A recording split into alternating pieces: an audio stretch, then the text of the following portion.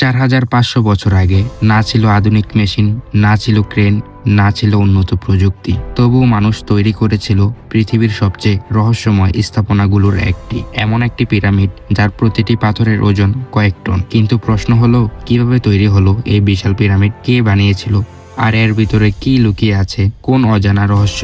আজ আমরা জানব পৃথিবীর অন্যতম বড় রহস্য, গিজার মহান পিরামিডের অজানা ইতিহাস।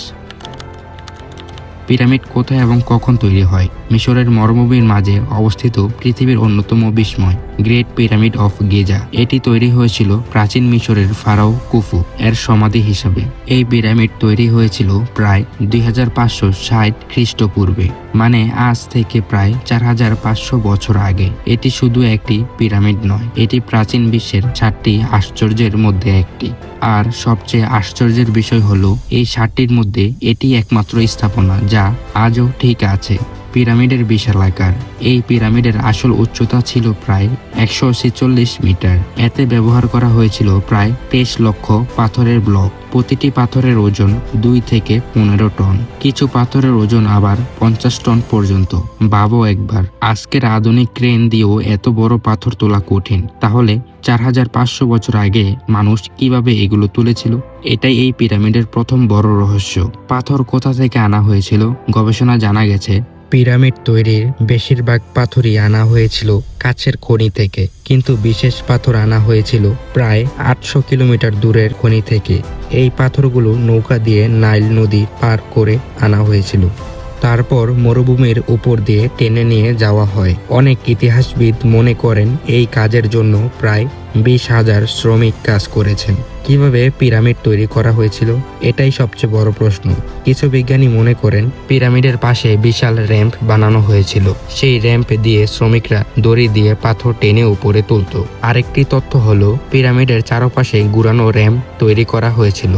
তবে আজ পর্যন্ত কেউ নিশ্চিতভাবে বলতে পারেনি ঠিক কিভাবে এই পিরামিড তৈরি করা হয়েছিল। পিরামিডের নিখুঁত গণিত। পিরামিডের আরেকটি আশ্চর্যের বিষয় হলো এর নিখুঁত গণিত। এই পিরামিড এমনভাবে তৈরি করা হয়েছিল যে এর 4টি দিক উত্তর, দক্ষিণ, পূর্ব এবং পশ্চিমের সাথে প্রায় নিখুঁতভাবে মিলেছে।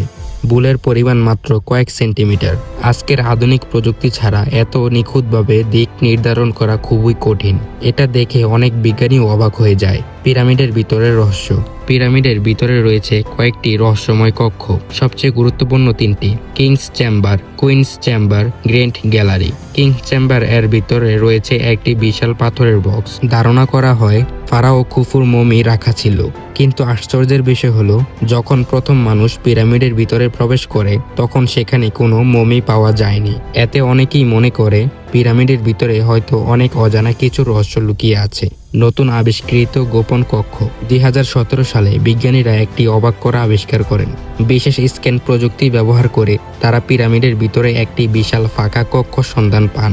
এই কক্ষটি আগে কেউ জানতো না, এখনো পর্যন্ত কেউ সেখানে প্রবেশ করতে পারেনি। এতে নতুন করে প্রশ্ন উঠেছে, এই গোপন কক্ষ কেন তৈরি করা হয়েছিল? এলিয়েনের তথ্য। পিরামিড নিয়ে সবচেয়ে জনপ্রিয় রহস্য হলো, এটা কি সত্যি এলিয়েনদের সাহায্য তৈরি হয়েছিল? কারণ অনেক মানুষ মনে করে প্রাচীন মানুষের পক্ষে এত নিখুঁত স্থাপনা তৈরি করা সম্ভব ছিল না। তাই তারা মনে করে হয়তো কোনো উন্নত সভ্যতা সাহায্য করেছিল।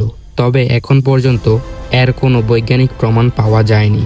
4500 বছর পরেও গিজার মহান পিরামিড আমাদের অনেক প্রশ্ন উত্তর দেয় না। কিভাবে এত বিশাল পাথর তোলা হলো? কেন এর ভিতরে গোপন কক্ষ?